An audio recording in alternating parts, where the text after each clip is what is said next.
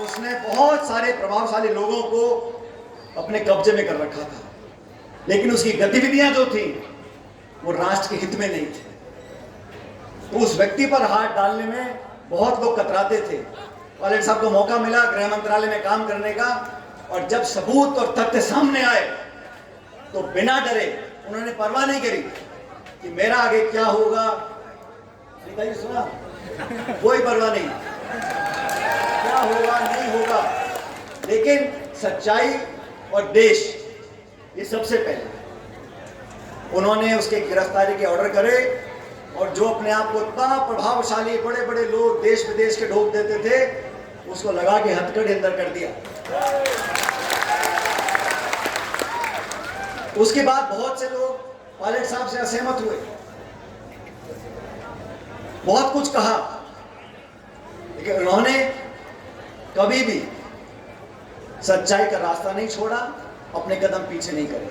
तो आज ये मूर्ति यहां जो लगी है, ये उस बात का प्रतिबिंब है, जय जवान और जय किसान, और सबको साथ चलने की बात जो मन से बहुत लोगों ने बोली, रमेश जी ने बोली, लाखन जी ने बोली। मैं बताना चाहता हूं, किसी भी मुद्दे का समाधान तब होगा जब चर्चा होगी। और मैं चाहता हूं जो इस देश में किसानी कर रहा है, जो अनाज पैदा करता है और आज मंडी में चला जाता है, तो बता नहीं पाओगे उस किसान को, उस अनाज को किसने पैदा किया है। यादव ने किया है, जाट ने किया है, मीणा ने किया है, गुर्जर ने किया है।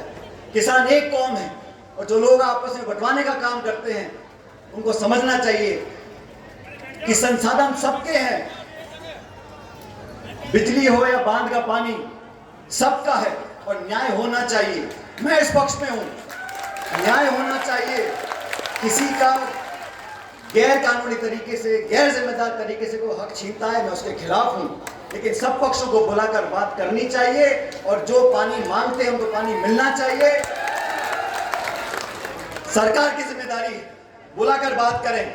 आज आपका डबल इंजन है, दिल्ली में भी जयपुर में भी, सारी ताकत आपके पास है, पुलिस है, फौज है, प्रशासन है, मंत्री है, सांसद है, सब लोग हैं। और हम सब लोग जो चाहते हैं कि हर समस्या का समाधान प्यार और मोहब्बत से निकले, बातचीत से निकले।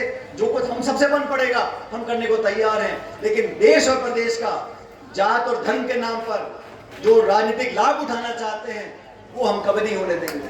मैंने बहुत चालें देखी हैं, मुझे भी 25 साल हो गए, मैंने बहुत लोगों को चाल खेलते हुए देखा है, लेकिन अंत में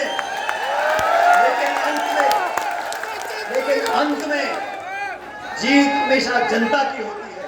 और जो जनता की बात करेगा, अरे कौन किस गोत्र में है, कौन किस जाति में है, कौन किस धर्म में है, हम सब इस देश के नागरिक हैं। अगर मेरे पड़ोस में आग लग रही है तो मैं सो नहीं सकता। अगर मेरा पड़ोसी भूखा मर रहा है तो मैं अपने बच्चों को गहने नहीं खरीद सकता। ये देश के संस्कार हैं। बेहतर तो ये है, सबको बुलाओ, बैठ के बात करो, रास्ता निकालो, ताकि 5 न बांध का पानी सब लोगों को मिल सके। आज का नहीं है, ये लंबा मुद्दा चल रहा है, बहुत पहले इसका निराकरण हो जाना चाहिए था। सबको बुलाकर बात कर संतुष्ट कर किस बात का रास्ता नहीं निकल सकता, मुझे बताओ। ऐसी कौन सी समस्या है जिसका समाधान नहीं है? लेकिन समाधान चाहते हो या समस्या को उठाना चाहते हो, इसका सोचना पड़ेगा। तो सरकार को मैं कहना चाहता हूं कि सकारात्मक रवैया अपनाए, सबको बुलाकर बात करे, लोगों को संतुष्ट कर रास्ता निकाले। सब चाहते हैं, कोई नहीं चाहता कि मेरे पड़ोस वाले जो किसान हैं उनका जो खेत है वो सूखा रह जाए, कोई नहीं चाहता। लेकिन बुलाकर बात करनी चाहिए। और जहां तक समाजों की बात है, लाखन जी ने कहा सिर्फ 2 समाज की बात नहीं है, ये तो है, ये तो हमारी बाईं दाईं आंख है जिस समाज की आप बात कर रहे हो। लेकिन जो भी समाज है, छोटा है बड़ा है, सब देश के सम्मान्य नागरिक हैं। और सच में जो दबे कुचले पिछड़े किसान और गरीब लोगों की आवाज उठाएगा, जनता उसी को अपने मन में उतारती है। और यही प्रेरणा पायलट साहब की मूर्ति से हम सब लोग लेकर जाएं। आज जैसा मैंने कहा, मुझे निर्वाचन आयोग जाना था, मैं नहीं जा पाया हूँ। कल पायलट साहब की पुण्यतिथि है, मुझे दौसा में रहना है, लेकिन सारे काम छोड़कर आप सबके आवेदन पर मैं यहाँ पर आया। और आप सबसे मिलकर आना कई बार होता है, लेकिन इस बार लंबा समय निकल गया। आप सबसे मिलकर बहुत मुझे अच्छा लगा। मैं आपसे इतना ही कहना चाहता हूँ, हम सब लोग थोड़ा मोड़ा खटपट चलती रहती है, आप सब जानते हो।